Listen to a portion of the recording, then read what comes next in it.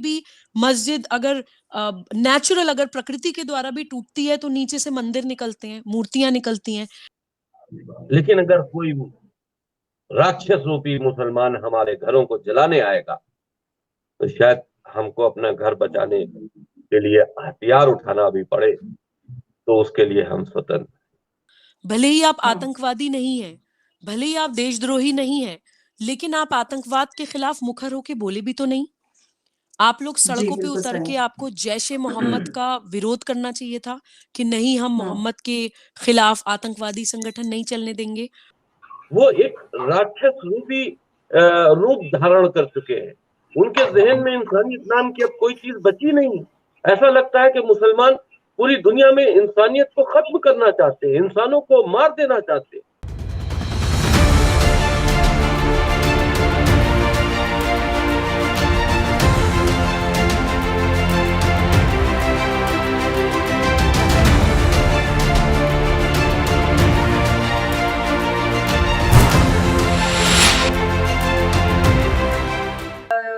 मुस्लिम समाज की तरफ से जो मुस्लिम कट्टरपंथ है वो तो हम देखते ही हैं, वो पूरी दुनिया में व्यापक रूप से दिखाई देता है। लेकिन अब जो हमारे कुछ हिंदू भाई हैं उनकी तरफ से भी इस तरीके का कट्टर रवैया नजर आ रहा है। तो ऐसे में दोनों तरफ से अगर इस तरीके का माहौल बनेगा तो आप भारत का भविष्य क्या देखते हैं ऐसे में?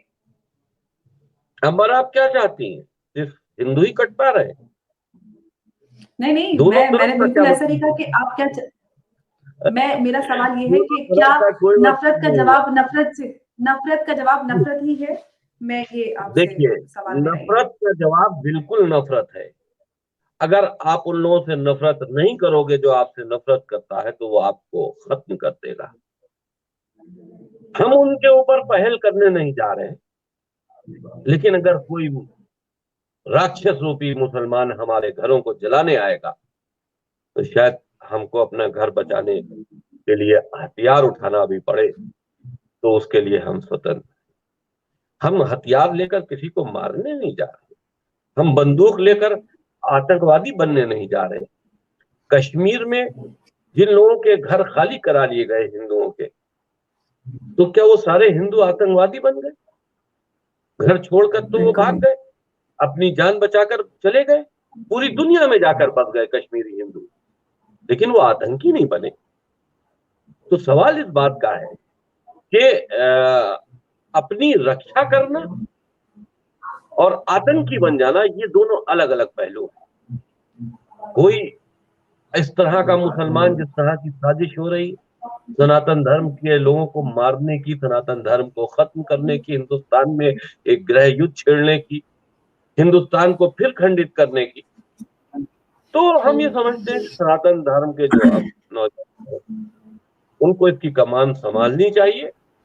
अपने धर्म के लिए कट्टर होना ये कोई बुरी बात नहीं। हाँ, मैं मुस्लिम समाज को बार बार ये बोलती थी कि देखिए, अगर कोर्ट से जीत कर आए तो क्या है। एक तो पहले ही कुछ विधर्मी मुसलमानों ने देश का विभाजन करके मुसलमानों के माथे पे कालक पोत दी है। दूसरा, अब आप कालक पोत दीजिए कि राम मंदिर हमें कोर्ट से जीत के लाना पड़ा था। ऑब्वियसली ये कलंक है मुस्लिम समाज के ऊपर। तो मैं ये मानती हूँ और मुसलमान समाज के पढ़े लिखे लोगों से अपील करती हूँ, मैं राम मंदिर के समय भी ये अपील कर रही थी कि आपको स्वयं पूरी सहजता, पूरी सरलता, पूरे सम्मान के साथ ये कहना चाहिए कि नहीं, वो श्री राम की भूमि है, वहां पे उनका एक भव्य मंदिर बनना चाहिए। वही चीज मैं आज कहती हूँ, अगर हम प्रॉफिट मोहम्मद सल्लल्लाहु अलैहि वसल्लम की उम्मत हैं तो हमें ये सोचना चाहिए कि प्रॉफिट मोहम्मद सल्लल्लाहु अलैहि वसल्लम रियासत मदीना की बात इसलिए करते थे क्योंकि वो उनकी मातृभूमि थी, वहां पैदा हुए थे। हम भारत में पैदा हुए हैं तो हम रियासत अयोध्या की बात करेंगे, रियासत मथुरा की बात करेंगे, रियासत काशी की बात करेंगे। तो मैं आज भी ये कहती हूँ कि विवाद कोई बिना कारण नहीं होता है। विवाद इस कारण होता है कि हजारों हजारों मंदिर विध्वंस विकृत किए गए इस देश में, हमारे देश में, हमारी मातृभूमि में। और जो कोई ये तो नहीं कह रहा है कि जितने भी मंदिर विध्वंस हुए वो सब हमें वापस करिए। आज भी आप देखिए, जगह जगह कोई भी मस्जिद अगर नेचुरल अगर प्रकृति के द्वारा भी टूटती है तो नीचे से मंदिर निकलते हैं, मूर्तियां निकलती हैं। ये तो कोई नहीं कह रहा है कि आप सारी मस्जिदों को खत्म करके मंदिर बनाइए, लेकिन जो मेन अयोध्या, मथुरा, काशी हमारी भारतीय संस्कृति के 3 महत्वपूर्ण स्तंभ है, कम से कम वो तो हम डिजर्व करते हैं, बिकॉज वो हमारे पावर सेंटर्स हैं, वो हमारी भारतीय संस्कृति की अस्मिता के महत्वपूर्ण स्तंभ हैं। तो हम भारत में पैदा हुए हैं तो पूरी रिस्पॉन्सिबिलिटी के साथ और पूरी कर्तव्य परायणता को निभाते हुए हमें ये कहना चाहिए कि नहीं, अयोध्या, मथुरा, काशी में भव्य मंदिर बनने चाहिए। और जो भी इस्लाम के नाम पे इस देश में हुआ, वो जो द्विराष्ट्रवाद की जो थ्योरी इस देश में चली, एटलीस्ट हम राष्ट्रवादी मुसलमान, सनातनी मुसलमान इस चीज के साथ नहीं है। और इन तीनों मंदिर के भव्य निर्माण के हम लोग साथ हैं। जिस दिन ये हो गया उस दिन कोई विवाद नहीं होगा अंबर इस देश में, क्योंकि भारतीय संस्कृति के नेशनल एथॉस में ही नहीं है लड़ना झगड़ना। हम सनातन धर्म में इस वक्त मौजूद हैं और हमारा ये फर्ज है कि सनातन धर्म के जितने भी मानने वाले हिंदू समाज के लोग हैं उनको इकट्ठा करना। क्यों? तुम मुसलमानों को इकट्ठा कर सकते हो, असदुद्दीन मुसलमानों के लिए इत्तेहाद का नारा लगा सकता है। तुम्हारी पार्टी का ही नाम इत्तेहादुल मुस्लिमीन है, यानी कि मुसलमानों में इत्तेहाद, यानी कि मेल जोल पैदा करना। क्यों? तुम अगर इत्तेहाद की बात कर सकते हो तो अगर हमने हिंदुओं के इत्तेहाद की बात की, हमने हिंदुओं को एकजुट करने की बात की, तो तुमको भड़काऊ लगती। ये तो मुसलमानों की सोच है। हमने इसीलिए कहा, देखिए मुसलमान जो है वो अपने व्यवहार से, अपने चरित्र से और मोहम्मद के चरित्र को फॉलो करते करते, कुरान जैसी एक खतरनाक किताब को फॉलो करते करते वो एक राक्षस रूपी रूप धारण कर चुके हैं। उनके जहन में इंसानियत नाम की अब कोई चीज बची नहीं। ऐसा लगता है कि मुसलमान पूरी दुनिया में इंसानियत को खत्म करना चाहते हैं, इंसानों को मार देना चाहते हैं। ये कौन सी बात होती है? आप हमारी जबान बंद करने के लिए आप अपने को सुधारना नहीं चाहते, आप हेट स्पीचेस आप देते हो। आप मुसलमानों की जो बड़ी बड़ी महफिलें होती हैं उसमें आप हिंदुओं के खिलाफ हेट स्पीचेस देते हो। अगर हमने कोई असलियत सामने रख दी, ऐना दिखा दिया, तो आपको हमारी हेट स्पीच लगती। तो बहरहाल FIR दर्ज हुई है, कोई बात नहीं, देखा जाएगा, कानूनी मामला है, उसको समझेंगे। कि मुस्लिम समाज ने भी अपराध को कहीं ना कहीं मौन समर्थन दिया। भले ही आप आतंकवादी नहीं हैं, भले ही आप देशद्रोही नहीं हैं, लेकिन आप आतंकवाद के खिलाफ मुखर होके बोले भी तो नहीं। आप लोग सड़कों पे उतर के आपको जैशे मोहम्मद का विरोध करना चाहिए था कि नहीं, हम मोहम्मद के खिलाफ आतंकवादी संगठन नहीं चलने देंगे। उसके खिलाफ विरोध इतना मुखर होके नहीं हो पाता है, चाहे आप अज्ञानता के कारण ना करते हो या आप डर के कारण ना करते हो, जिस भी कारण से ना करते हो। लेकिन अगर आपके समाज का नाम इस्तेमाल करके आपके भारत को तोड़ा जा रहा है, और पहले भी हो चुका है, ऐसा तो नहीं है कि क्रिएटेड है 1947 में इस्लाम के नाम पे, द्विराष्ट्रवाद के नाम पे भारत टूटा, और एक बार नहीं कई बार टूट चुका है। तो अगर हम भारतीय मुसलमान हैं तो हमें ये सोचना चाहिए कि अगर कोई हिंदू भाई कोई गलत अल्फाज भी इस्तेमाल कर रहा है, कहीं ना कहीं वो आक्रोश में भी कर रहे हैं, लेकिन फिर भी क्योंकि भारतीय संस्कृति सनातन धर्म की बात करती है, कर्तव्य पालन की बात करती है, तो हम उनको गलत कहेंगे। मैंने टीवी डिबेट्स पर भी ये बोला कि अगर आप ये बोल दें कि हमें इन मुसलमानों को खत्म कर देना है या हमें इन मुसलमानों से अपने आप को बचाना है, आप विधर्मी बोल दीजिए, विधर्मी मुसलमानों से हमें अपने आप को बचाना है, एक शब्द ही तो ऐड करना है।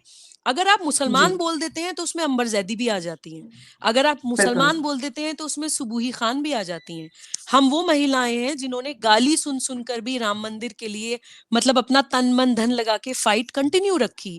हम वो महिलाएं हैं जो समाज में निकल के कट्टरवादियों की गालियां रोज खाते हैं, अपनी सुरक्षा को स्टेक पे रखकर। हम जब अभियान में ट्रैवल करते हैं अंबर, पंजाब प्रवास में हम लोग होकर आए, अमृतसर होकर आए, जलंधर होकर आए, फतेहगढ़ साहिब होकर आए, अभी आप देखिए पंजाब में ऑनरेबल प्राइम मिनिस्टर के साथ क्या हुआ।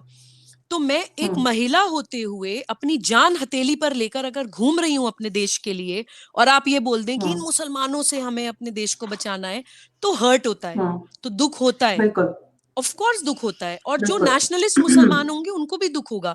तो आप सिर्फ एक शब्द ऐड कर लीजिए कि विधर्मी मुसलमानों का हमें प्रतिकार करना है, जो हमारे देश को तोड़ना चाहते हैं उनका हमें प्रतिकार करना है। तो ये अगर हम इतना छोटा सा चेंज ले आएंगे अंबर, तो हमें ना तो कोई कॉन्स्टिट्यूशनली गलत कह सकता है, ना ही हमें इवन यूनाइटेड नेशंस में कोई हमें गलत नहीं कह सकता, क्योंकि हम किसी रिलीजन के खिलाफ नहीं है। उस रिलीजन को इस्तेमाल करके अगर मेरे देश को तोड़ा जाएगा, तो उस अगर रिलीजन को स्टेट क्राफ्ट की तरह इस्तेमाल किया जाएगा, पंथ सत्ता की तरह इस्तेमाल किया जाएगा, उसके हम खिलाफ हैं। हम इस्लामिक स्टेट के जी खिलाफ हैं, लेकिन इस्लाम के नहीं। हम खालिस्तान के खिलाफ हैं, बिल्कुल लेकिन खालसा पंथ के नहीं। सिर्फ इतना सा थोड़ा सा चेंज अगर हम ले आए, तो समस्या का समाधान हो सकता है।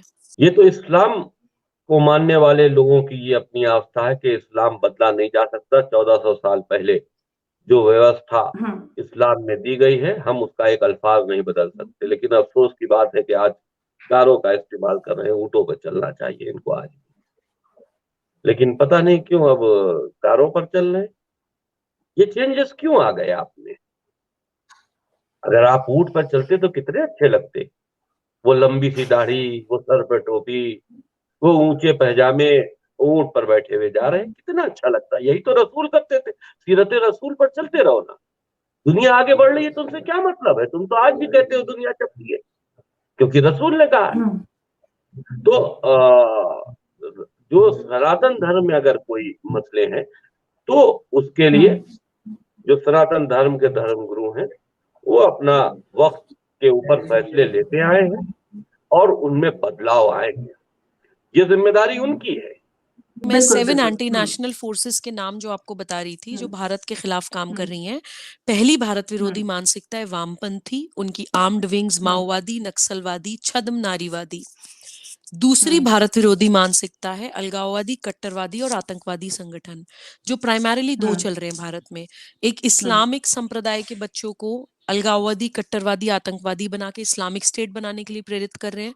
एक खालसा पंथ के बच्चों को अलगाववादी, कट्टरवादी और आतंकवादी बना के खालिस्तानी बनने के लिए प्रेरित कर रहे हैं, भारत को तोड़ के खालिस्तान बनाने के लिए प्रेरित कर रहे हैं। देन बौद्धिक आतंकवादी, जो धर्म, पंथ और संस्कृति का कंफ्यूजन क्रिएट करते हैं। सूटेड बूटेड लोग हैं, अंग्रेजी बोलते हैं, हम लोगों को लगता है बहुत अच्छा ही बता रहे होंगे। वो भारतीय संस्कृति को बहुत ही जहरीले तरह से, इंसीडियस वे में तोड़ते हैं, ब्रिक बाय ब्रिक तोड़ते हैं, कि हमें समझ नहीं आता है। और वो लोग ज्यादा खतरनाक है अंबर, इंटेलेक्चुअल टेररिस्ट, बिकॉज वो साइकोलॉजी के साथ खेलते हैं। वो लोग ब्यूरोक्रेसी में हैं, एब्सोल्युटली वो लोग फिल्म इंडस्ट्री में हैं, वो लोग मीडिया में हैं, वो लोग पॉलिटिक्स में हैं, वो लोग यूनिवर्सिटी कॉलेजेस में हैं, वो हिस्टोरियंस हैं। तो हमें ये भी समझने की जरूरत है, हम किस तरह की किताबें पढ़ें, हम किस तरह के आइडियल्स बनाएं, हम किस तरह की मूवीज देखें, हम किस तरह के गाने सुने, क्योंकि थॉट्स, बिल्कुल विचार, आपके मन में जो विचार आते हैं, वही एक्शंस में, कर्म में परिवर्तित होते हैं। बिल्कुल तो बिल्कुल ये साइकोलॉजी, ये मनोविज्ञान हमें समझने की जरूरत है कि इंटेलेक्चुअल टेररिस्ट, ये इंटेलेक्चुअल टेररिज्म भारत के खिलाफ चल रहा है। तो ये 3 एंटी नेशनल फोर्स मैंने आपको बताई। चौथी है विधर्मी राजनीतिक दल, जो हमारे अपने लोग हैं, लेकिन सत्ता में रहने के लिए किसी भी राजनीतिक किसी भी एंटी नेशनल फोर्स के साथ हाथ मिला लेते हैं। देन अंतर्राष्ट्रीय ताकतें हैं, जैसे CNRC में फंडिंग बाहर से हो जाती है, उत्तर प्रदेश में हाथरस में फंडिंग बाहर से हो जाती है। देन कन्वर्जन माफिया है, जो गरीब इलाके में बिल्कुल जाएंगे, आदिवासी बेल्ट में जाएंगे, किसी की भूख मिटाएंगे, एक हाथ से 2 रोटी देंगे, दूसरे हाथ से उसके गले में क्रॉस डाल देंगे। ये धर्मांतरण कन्वर्जन माफिया भारत में बहुत काम कर रहा है। अभी हम अभियान में जी प्रवास बिल्कुल करते करते बिहार पहुंचे अंबर, वहां पर एक जगह है कटिहार। वहां हमें पता चला कि सरकार के रिकॉर्ड में 2 या आई थिंक 4 चर्च हैं, लेकिन एक्चुअली में कटिहार में 200, तकरीबन 200 चर्च हैं। बड़े बड़े ओ माय कासल नुमा गॉड चर्च हैं, इतनी बड़ी बड़ी दीवारें हैं कि आप झांक के भी नहीं देख सकते कि उस पार क्या हो रहा है। देखिए, हम किसी रिलीजन के खिलाफ नहीं है, हम क्रिश्चियनिटी के खिलाफ नहीं है, लेकिन आप हमारे देश के खिलाफ अगर क्रिश्चियनिटी को एज अ स्टेट क्राफ्ट इस्तेमाल करेंगे, एक पंथ सत्ता की तरह हमारे देश में कन्वर्जन्स करेंगे, foreign funded missionary organisations Bharat में इतना काम कर रही हैं। मैं पूरी जिम्मेदारी से कह रही हूँ एब्सोल्युटली अंबर, जब हम लोगों ने अभियान में ट्रैवल किया, हमने देखा हर स्टेट में, हर डिस्ट्रिक्ट में, हर गांव में ये सातों भारत विरोधी मानसिकताएं एक्टिवली काम कर रही हैं हमारी नाक के नीचे, और हम लोग आपस में बट जाते हैं। देन 7वीं भारत विरोधी मानसिकता कॉर्पोरेट माफिया, कन्वर्जन माफिया, बाजारवाद, जो बीमारियां इजाद करते हैं, जिन्हें अस्पताल चलाने हैं, दवाइयां बेचनी है, उनका भी सबसे बड़ा दुश्मन भारत है। क्योंकि भारत के मूल में ही है प्रकृति से मैत्री। हम लोग बड़ी बड़ी बीमारियों के इलाज पेड़ पौधों में ढूंढ लेते हैं, पानी में, जल में ढूंढ लेते हैं, मिट्टी में ढूंढ लेते हैं, बिल्कुल हवा में ढूंढ लेते हैं प्राणायाम करके। तो ये 7 भारत विरोधी मानसिकताएं भारत को तोड़ने के लिए काम कर रही हैं। This is 21st century's invasion of Bharat, जिसके खिलाफ हमें भारतीय बन के लड़ना है। हम उस वक्त की सनातन धर्म के धार्मिक धरोहरों को जो लूटा गया है उसको वापस करने के पक्ष में थे। हम सनातन धर्म के लोगों को हिंदुस्तान में जिस तरह से उनके खिलाफ मुहिम चलाई जाती है, उनके खिलाफ सच्ची खिलाफ। अब हम सनातनी, हम सनातनी हमारा उनकी रक्षा के लिए अगर हमारे खून की बूंद की को